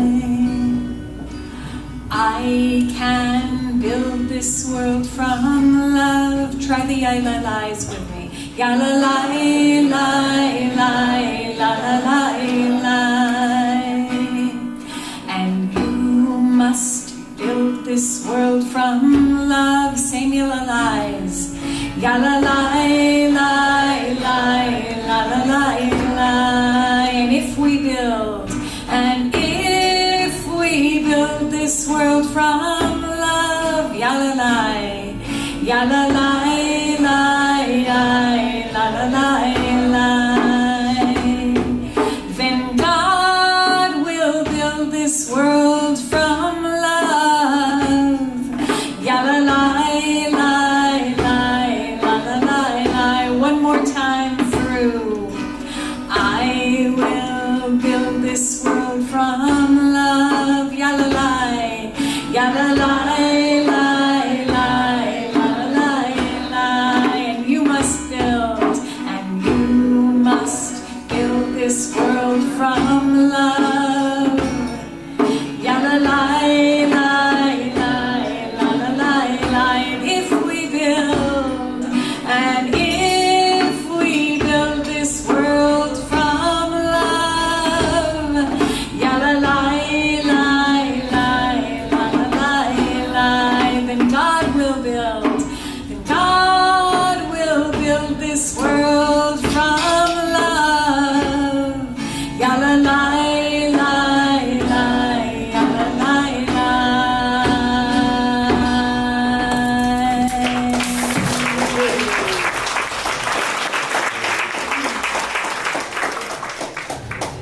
The next we have is Bodh Prakash Jasuja and his daughter, right? And they will be performing Hindu and Sikh. Hindu and Sikhism. Her name is Nanki. Nanki. Yeah, as in Nanki. Oh, Nanki. If you noticed these flower arrangements and candles on your tables, this is Diwali. That's tomorrow, the Hindu festival, but also celebrated by Sikhs and Buddhists and Jains. So happy Diwali to all. And Mr. Bodh Prakash Jasuja, he is a businessman otherwise, but he is spiritually inclined and very Sufi kind, I find it. He will be doing one bhajan devotional song from Hinduism and one verse from Shabad from Guru Granth Sahib from the Sikh tradition. And his daughter, they are a father-daughter duo. They sing devotional songs for Hinduism and Sikhism also, and I think Sufism also. It's an honor to be here, and I thank you, Interfaith Institute of Long Island, for organizing such a beautiful, such a meaningful and well-organized program. And I thank you, my friend, Mr. Praveen Chopra, who wrote us in the mud. And I would like to thank, and I would like you to give a big round of applause for the singers before us. They sang so beautiful. Yes, God, you are in our because every religion teaches us to be good human beings. Like they said, we have like God, we are like children of one God. एक पिता एक उसके हम बारक, तू मेरा बुढ़ाई. So in our Hinduism they say that Rahman इस संसार में मिलिए सबसे धाय, ना जाने किस रूप में नारायण मिल जाएगा. You should be meeting everybody with open arms. You never know, like when you meet God. So we will be singing.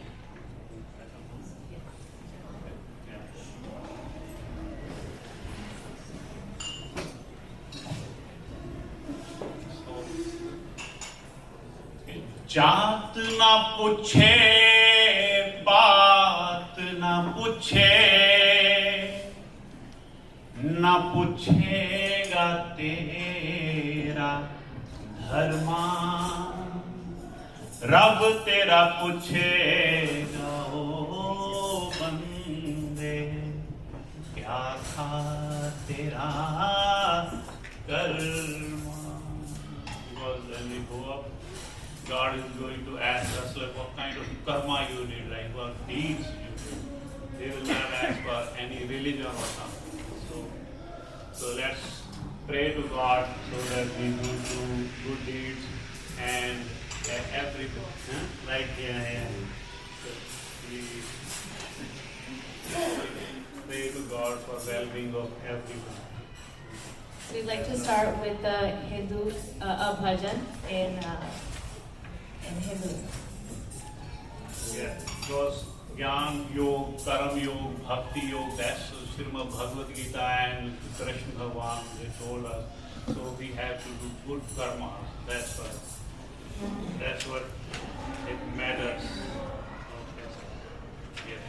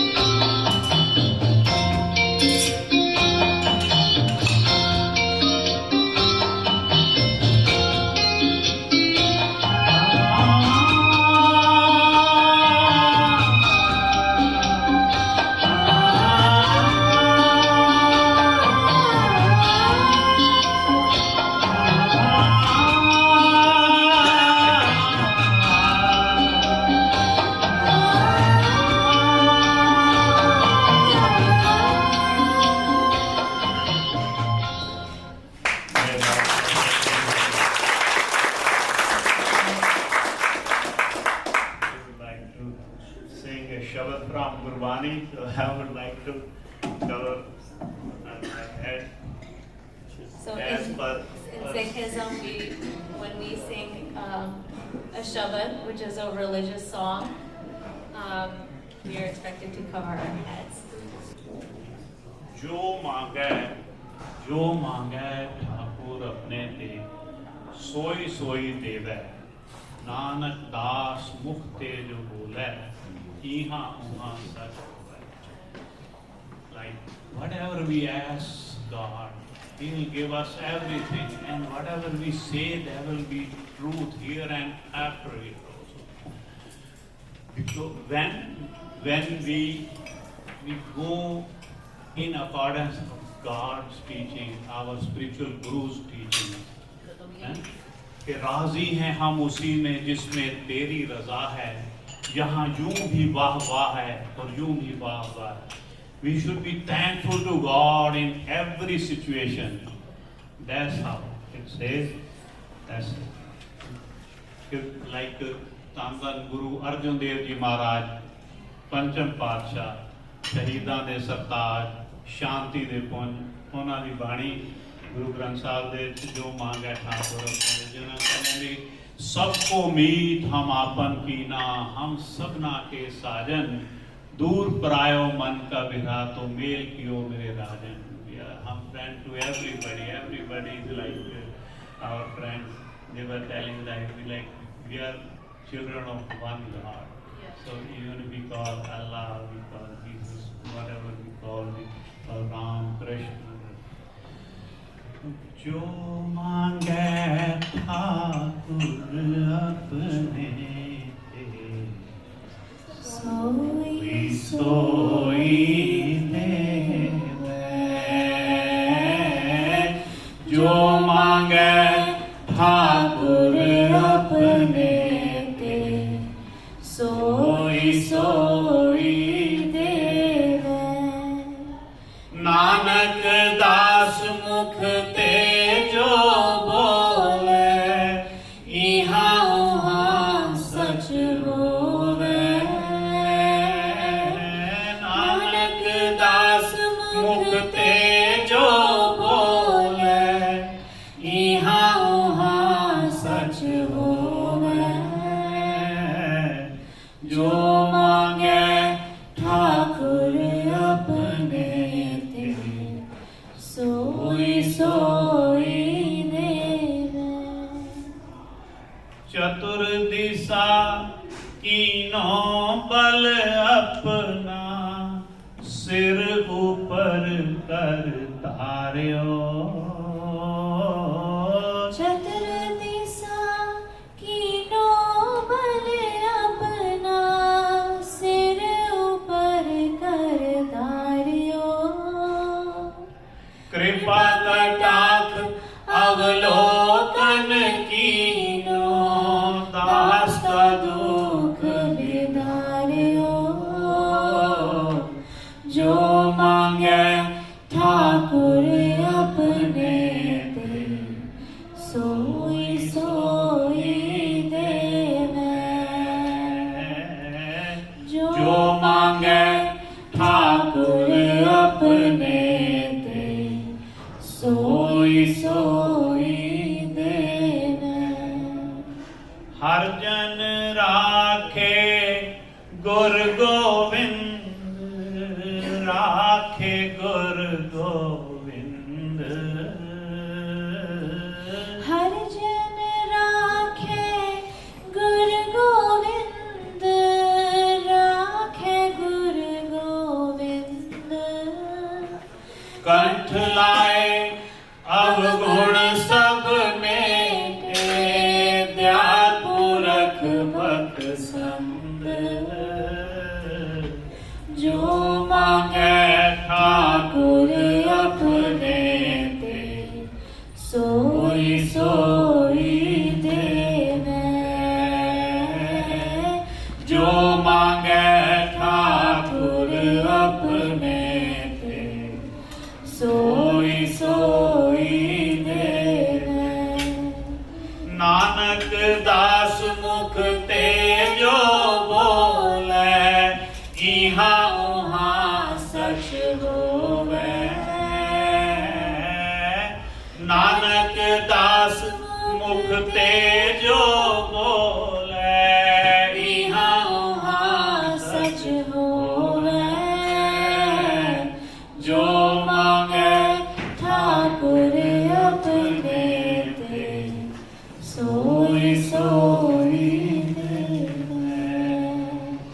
Soy, soy neve. Soy, soy neve. Jitta Khalsa, Vaheguru. Thank you everyone for having us. It's a pleasure to be here.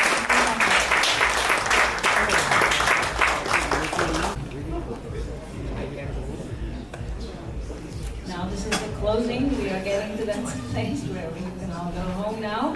But before we do that, I'd like to welcome Honorable Viviana Russell. She's a candidate for Nassau County Legislator. She's a proven leader with 12 years of delivering real results on the town board, from the SV Camp Community Center to affordable housing projects. Her commitment is personal, guided by a strong faith. As a deaconess at the First Baptist Cathedral of Westbury and raised in a union family with 60 years of advocacy, she has dedicated her life to fighting for families, working families. So we're going to hear her vision for the future, but also, before we do that, I'd like to turn to the man who has been our visionary leader, our North Star, and also my wonderful uncle, guardian, everything. When I came to the United States, that's who I lived with, my uncle and aunt. So his belief is very deep. He is not only the chairman of this institute, but literally a tireless advocate for this work. So I'd like to invite Dr. Farooq Khan to close us with his closing remarks and also introducing the panelists. Thank you. Join me in giving a hand to Daisy for the excellent job.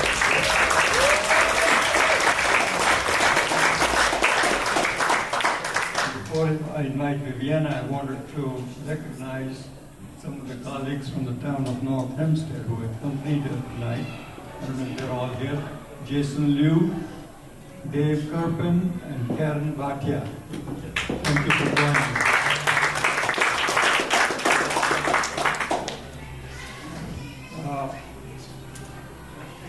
I'm in disbelief. You're on time. I know. This is a total aberration. No more Let me not go off track. Small miracle. Well, there's so much faith around. Viviana Russell has served for 12 years on the town of North Hempstead as a councilwoman. Come closer.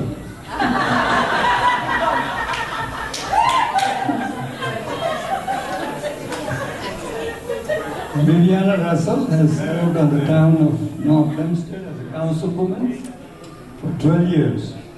She's done remarkable accomplishments with public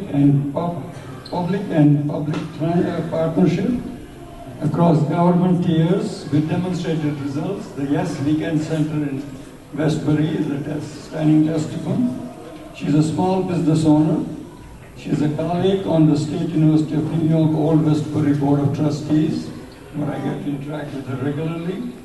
As you heard, she has a very strong union background, and she joins us today along with her husband Gary. And she is next month contesting for an upgrade to move from the council to the legislature, and will be one of the candidates for the legislative council assembly of Nassau County. So Viviana. Thank you, Dr. Khan. Let's give Dr. Khan a round of applause, please. As Dr. Khan mentioned, my name is Viviana Russell, and I have the distinct pleasure of serving with Dr. Khan on the board for SUNY Westbury University Foundation for the past 8 years, I believe.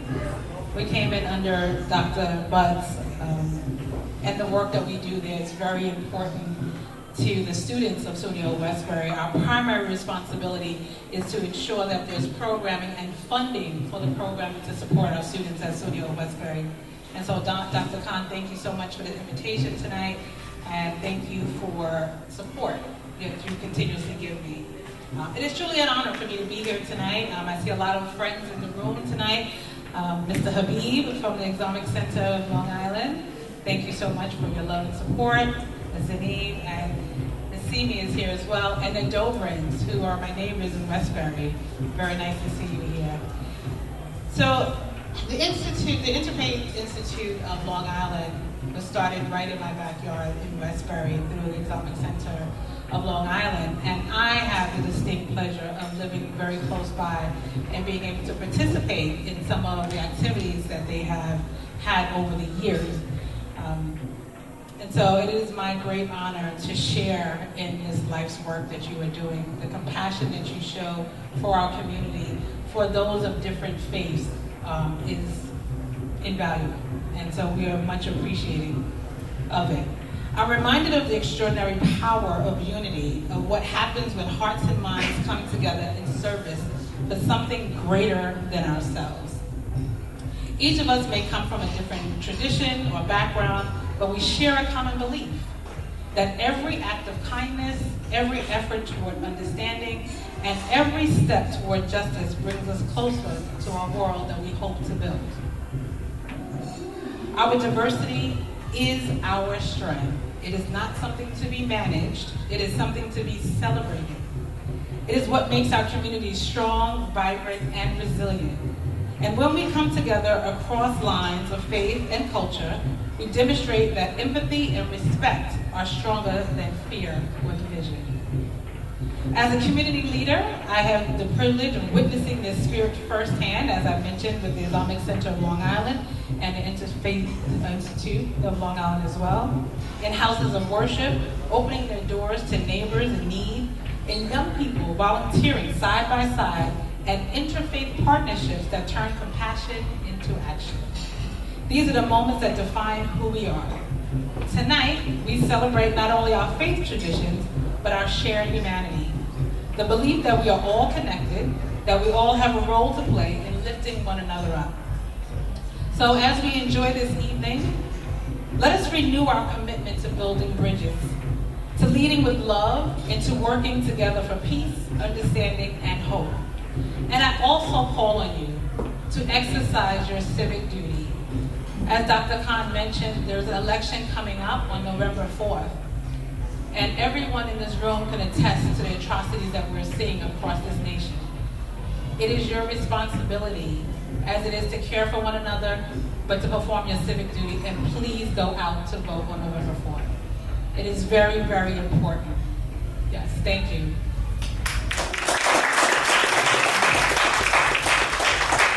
And so I'm gonna close with this.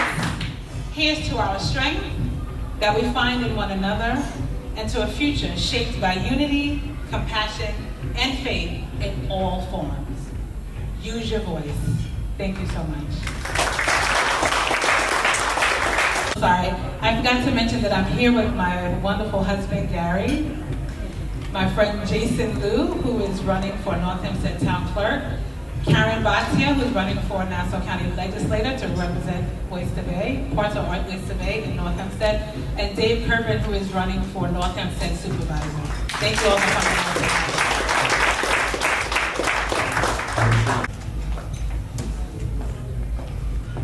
As the Diwali celebrations are heating up upstairs, we are winding down. I just wanted to give my concluding remarks before we say the prayer about these 10 years. As we gather to celebrate the 10th anniversary of the Interfaith Institute of Long Island, I'm filled with gratitude, reflection, and hope. We begin by remembering two cherished souls who helped shape our journey. Founding member Reverend Dr. Calvin Butts and Brother Khalid Latif, a tireless board member. Their legacy lives on in our mission and in our hearts. I miss both of them.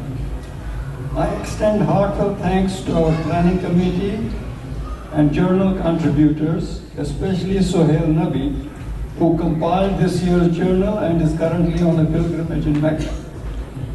Appreciation also goes to the cotillion staff and our registration team led by Shireen for their seamless coordination. Thank you. This institute began as an experiment. I'm not done yet. This institute began as an experiment in October 2015. 10 years later, we reflect on its impact. From my perspective, which is biased, we have made meaningful difference.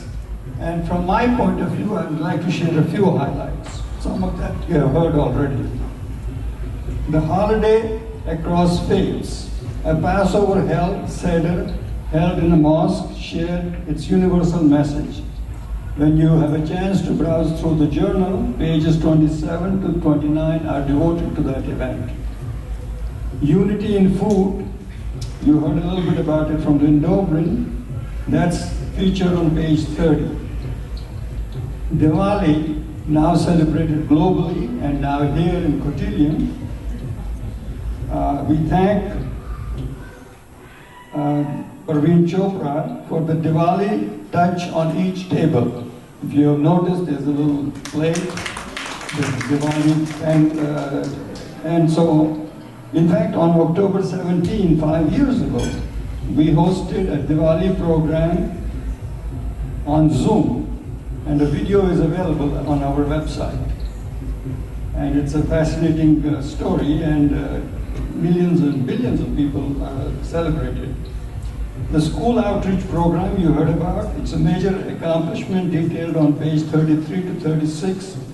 And we thank the folks from the two different school districts, Christina Cohn, Robin Einbinder, Ann Donaldson, Tim Dolan, Scott Burson, and student Savannah Morales, from whom you heard. The Zoom experience, as was mentioned earlier, we missed Ben Rifkin. He was the dean at Hofstra. He relocated to New Jersey. Ben's reflections on the life cycle events initiative he moderated appear on page 7, with program flyers reproduced on pages 21 and 22.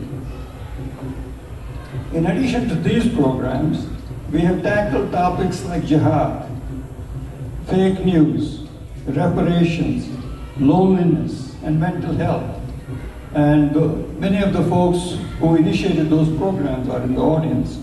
Thank you for your energy in putting this together. Ethical issues under the guidance of Professor Arthur Dobrin have been one of the highlights over the past 10 years. And in fact, we have a special program coming up next Sunday at Old Westbury Library, and we had some flyers. You're welcome to join us there. Thank you, Arthur, for your perseverance in these programs. As you heard, we have developed partnerships with Domestic Harmony Foundation, Westbury Arts, and Council for Unity have enriched our work, and all this is reproduced in the journal. Academic engagements, we have worked with Hofstra, the Holocaust Center in Glen Cove, Stony Brook, and now SUNY at Old Westbury, and you heard extend a warm welcome to the number of people from Old Westbury who are here with us. As we look ahead, may our next decade be filled with even deeper understanding, broader outreach, and enduring unity. And thank you all for this journey. Some of you have asked me, why did you charge for this? From my point of view, it's a thank you. It's a thank you appreciation for all the people who have made this journey possible over the years. That doesn't mean you cannot empty your pockets. You are told to be on the table. Before I close, I want to recognize the academic institutions that have partnered with us over the years. Hofstra, Holocaust Center, Stony Brook, and now Old Westbury. And my warm welcome to the number of folks from Old Westbury Foundation who are here. And now let me end with one of my favorite quotes. The renowned anthropologist Margaret Mead once said, you need to listen to this, never doubt that a small group of thoughtful, committed people can change the world. Indeed, it is the only thing that ever has. Colleagues at Interfaith Institute of Long Island, you have demonstrated that truth year after year. Your dedication, your compassion, and your courage have made this institute a force for good. Thank you all, and may we continue to journey together with purpose, unity, and with hope. Which brings me to the final act, which is sending you home with a prayer. And we chose a very special prayer for this event. Just want to give you an idea about where that comes from before I introduce the person who's going to read that prayer for you. A prayer for our country will be read shortly. It was compiled and adapted from American Values, Religious Voices, and this is a very interesting book which was published. 100 scholars around the country in the first 100 years of our current president's first term wrote him a letter every day. And those thoughts were crystallized and then eventually published as a book, eventually published by Andrea Weiss and Lisa Weinberger. And the concluding page of that, this book is a prayer for the country. And we have requested, and he has kindly agreed, to read this prayer for us, and you'll be surprised when you hear what he has done. Jaden Mir is a 10th grade student at Northport High School, son of Amir Mir and Vita Mir. He is the first student to serve on the East Northport Board of Education, a monumental student sitting on the board. A monumental feat for a student. Jaden, besides being a member of the board, is a member of the school's soccer and lacrosse teams, a member of the marching band, and an officer in the humanitarian club Students for 60,000. He is dedicated to academics, advocacy, and community service. He strives to foster inclusivity and engagement in all he does. Besides his parents, his grandpa is here also, Nazir Mir, and join me in welcoming Jaden to the podium. Good evening, everyone. Before I begin this prayer, I'd like to take a moment to thank Farouk Dalu for this opportunity and the Interfaith Institute of Long Island for their continued efforts to bring all people of faith, to bring us together, especially in this moment of history when unity is more important than ever. Our times are plagued by division and brute noise, yet this prayer I will read, I hope, is a call to action, a reminder that we are our strongest when we choose compassion over conflict and togetherness over divisiveness. And so I'll read. A prayer for our country. Every inch of America is sacred, from sea to shining sea. There is much to be done in our time, the sort of hard work on which God smiles, because it is done for the sake of the dignity and well-being of all of God's creatures. Together, let's work to preserve and make manifest the values on which our democracy was founded. The task of all people of faith is to call governing authorities to fulfill God's purpose of bringing about justice, mercy, and peace. Individually and as a nation, may we heed our obligations to each other as we navigate the tensions of building a just society. Rather than a politics of divisiveness, may we move our country towards a politics of empathy. May we use our power well so we do great things for all of God's creatures, all those made in God's image, who yearn for an equal place at America's table. If we all do this, may grace and peace be ours in abundance. May we be a beacon and blessing to the world. Thank you. Thank you, Kevin. Well done. A small miracle. We are just 5 minutes over time. Alhamdulillah. Thank God. It's been a pleasure welcoming all of you and joining together. We had a lovely time. And now it's time to